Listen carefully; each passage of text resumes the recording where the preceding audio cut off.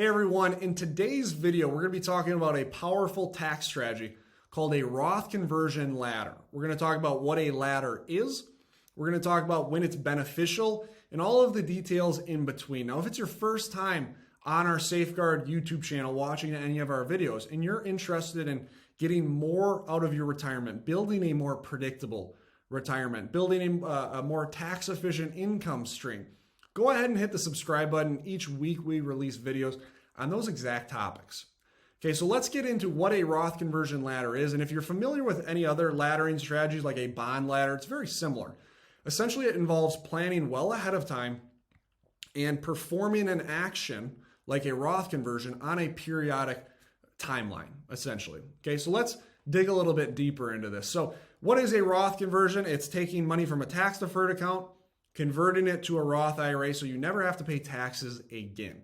Now, there are some different details that you need to be aware of with a Roth conversion. One of those is the 5-year rule. Okay, if you're not familiar with the 5-year rule, we recorded a video. You can click in the link above, watch a thorough explanation of that 5-year rule.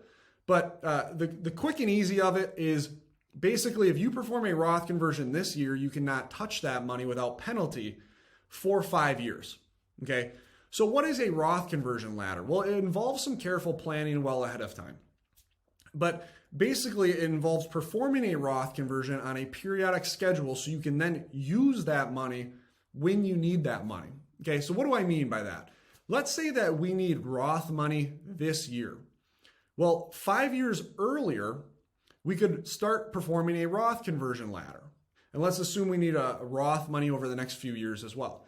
Well, essentially 5 years ago, we could perform our first Roth conversion so that over those next couple years, that money would be locked up. But this year, when we need it, 5 years later, that money would now be available. So again, you can see over here on the right side, conversion performed 5 years ago is available this year. Now the conversion performed 4 years ago is still locked up because of that 5-year rule, but will be able to be used next year. And so essentially over the next few years, we're going to need this Roth money in this example. So we would have performed a Roth ladder 5 years ago, and periodically over those last 5 years, each year we would have done a conversion. So that money is then available when we need it, adhering to this 5-year rule. Okay. So let's talk through a few details of this laddering strategy. First off, there are two ways to ladder. This is going to be broken up in two parts. This is part one. We'll record and release part two shortly.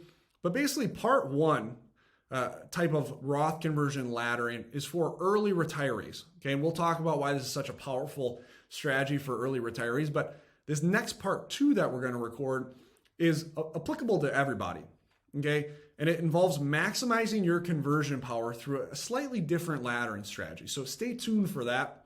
Again, if you're subscribed to our channel, you'll be notified when that video is released.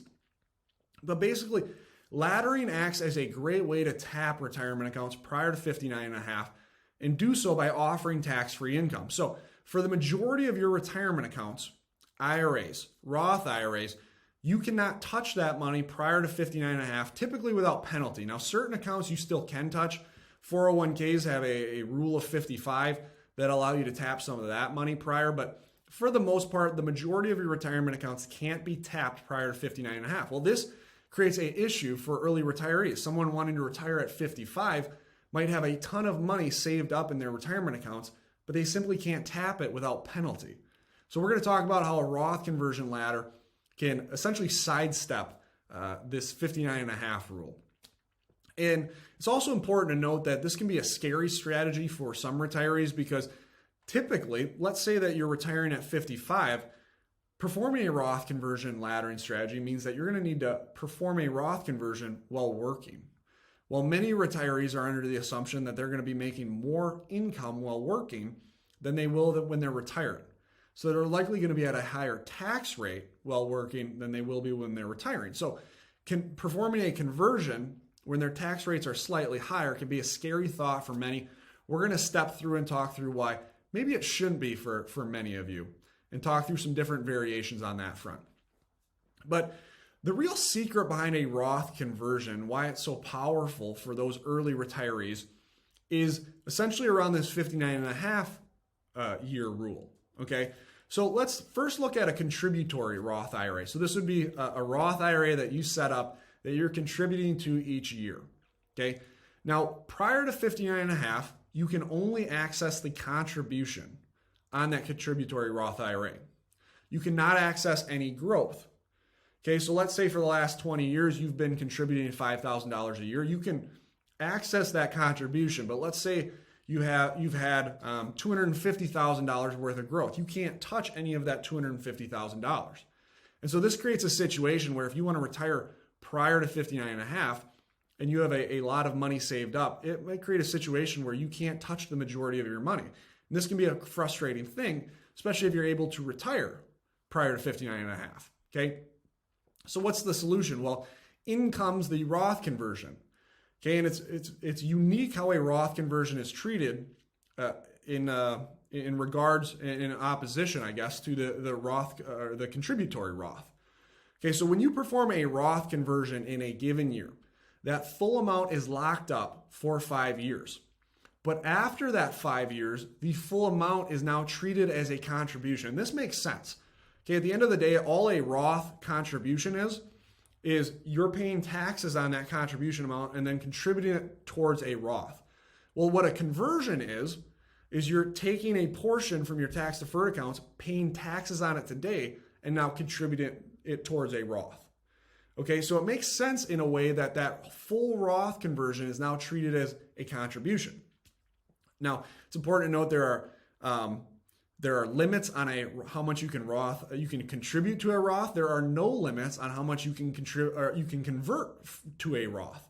So theoretically, in a given year, you can convert $80,000. 5 years later, you can access that full amount even if it's prior to 59.5. Again, because a Roth conversion after that 5 years is treated as a contribution. So you can access the full amount. Now, if there's been growth on that Roth conversion, you converted $80,000 in the last 5 years, it's grown to $100,000, you can still only access that $80,000. So it's important to note that just the conversion amount is treated as a contribution. But this creates a situation that many people face, or it overcomes an obstacle, I should say, that many people face in early retirement. Let's say that you're planning on retiring at 55, which again, or obviously earlier than 59.5 for most people would be considered early retirement.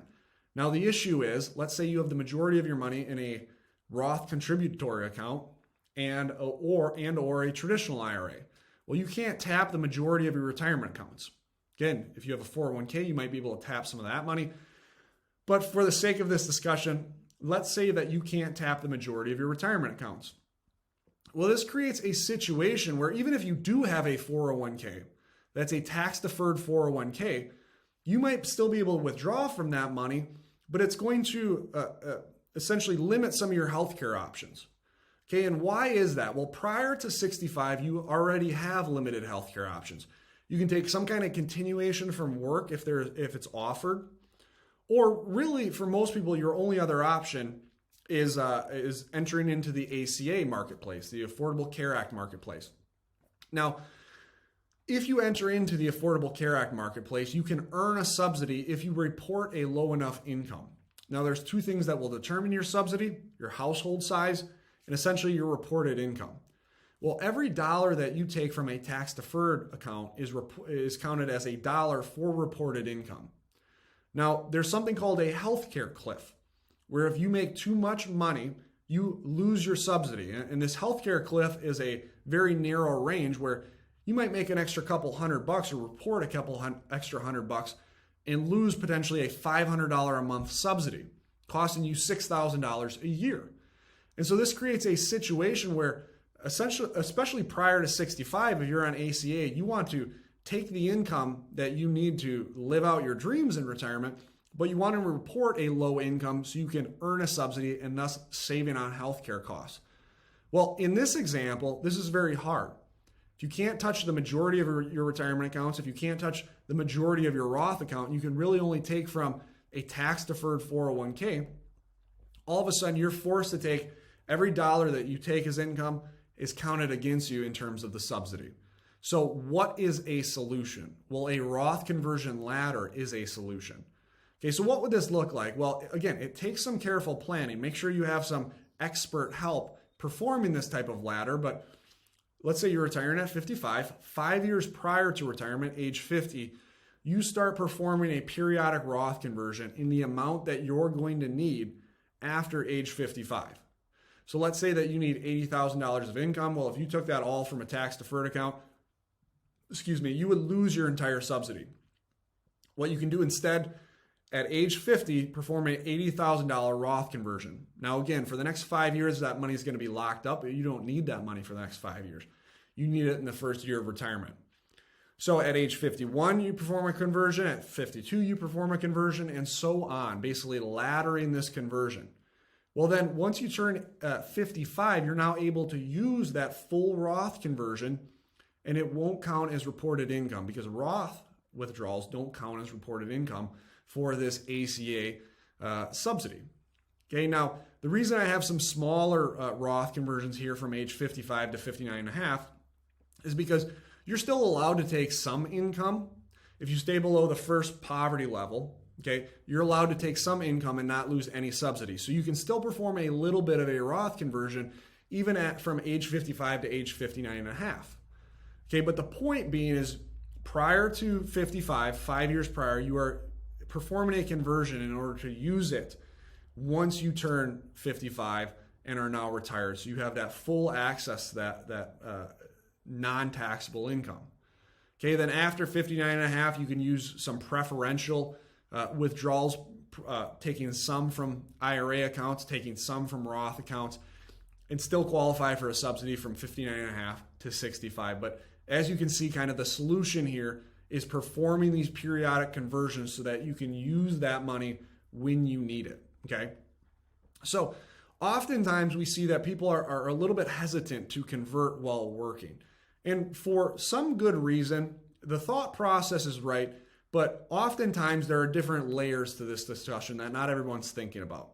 So again, many people think taxes are going to be higher while working than in retirement.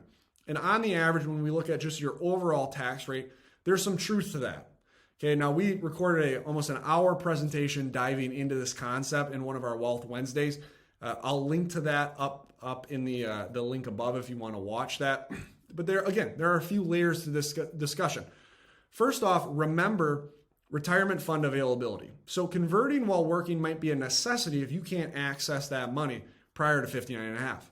Okay, if you retire at age 55, okay, and the majority of your assets are in those accounts that are locked up till 59 and a half, you might need to perform some kind of Roth conversion ladder, again, just by necessity, or take the penalty.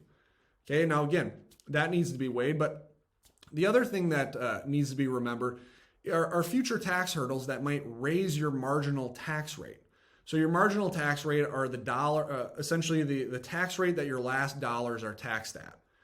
Okay, well, it might be a case that on average your taxes are going to be lower in retirement, but there are certain times where your taxes might be significantly higher. What's a perfect example of this? What we just talked about with healthcare. Start to view the loss of a subsidy as an extra tax. So if you're in a situation where you're in technically the 12% bracket, or let's just say the 22% bracket, and you're in the 24% bracket while working, so you're in the 24% bracket while working, you'll be in the 22% bracket while retired, you might not feel like you want to convert at 24% when you're eventually going to pay 22%. Well, it might make sense to convert at 24% if later into retirement at the 22%, you're going to lose a subsidy. Remember in our example, the subsidy that we would have lost is $6,000 a year of a subsidy.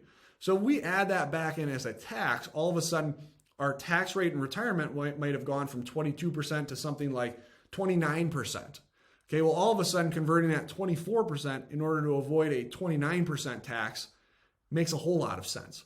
Okay, so again, there's different layers and different tax hurdles that we need to be considering. Also, there are more ways to offset a conversion while working.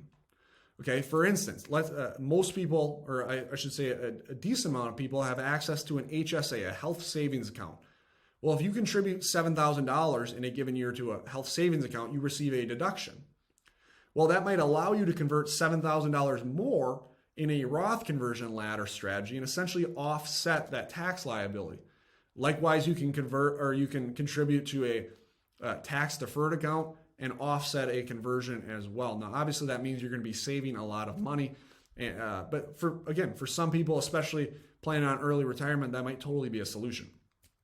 Also, there are some alternatives to converting while working. And one thing I would advise everybody to look at is look at what your situation might look like if you perform a Roth Conversion Ladder versus if you just take the early withdrawal penalty. Let's say you're at a 32% tax bracket while working, and you're going to be at a 12% tax bracket in retirement. So obviously that's a 20% spread. Okay, well, it might not make sense to convert at 32%, essentially to be able to offset income at 12%, when you could theoretically just take a 10% penalty. Now, a 10% penalty is obviously far less than the extra 20% tax you would incur by converting. So again, there are multiple layers to this discussion. I'd recommend everybody make sure you're looking at the whole picture and not just the surface level of this all. And how can you make sure you look at this full picture, assess if a Roth Conversion Ladder makes sense? Well, make sure you have expert help that has built a forward-looking tax plan for you. Basically, what a forward-looking tax plan is, it looks at your retirement rate right now, looks at your retirement tax, or your tax rate right now, looks at your retirement tax rate early in retirement and throughout retirement. So we can know what converting today would look like in regards to what our future tax rate might look like. Now, obviously, there are some estimations here. Okay, we don't know what taxes are going to look like in the future. We don't know what growth rates are going to look like in the future. So we need to make sure this forward-looking tax plan is thorough. We're not just using one estimation. We're testing that estimation and using a Monte Carlo where we're running 1,000 trials. Okay, where different variables are changed in each trial. We're stress testing that, looking at what happens if taxes go up in the future. What happens if taxes go down in the future? What happens if growth rates are like the roaring 80s? What happens if growth rates are like the early 2000s? Okay, and everything in between, to make sure that we know that we're planning under multiple scenarios. Okay, so hopefully this was informational. Again, this video covered a Roth Conversion Ladder from an early retirement standpoint. Part 2 will be looking at something that will apply to the majority of people, even if you're later into retirement, and how a Roth Conversion Ladder in a different sense can maximize your conversion power. We have a saying here at Safeguard Wealth Management: you don't need more money, you need a better plan. And really, this YouTube channel, we release videos to show how you can get more from your retirement plan, from the assets that you already have saved up. So if you haven't subscribed yet, hit the subscribe button, be notified of every video that we release going forward. We release every week. Thanks for watching. Have a great rest of the day.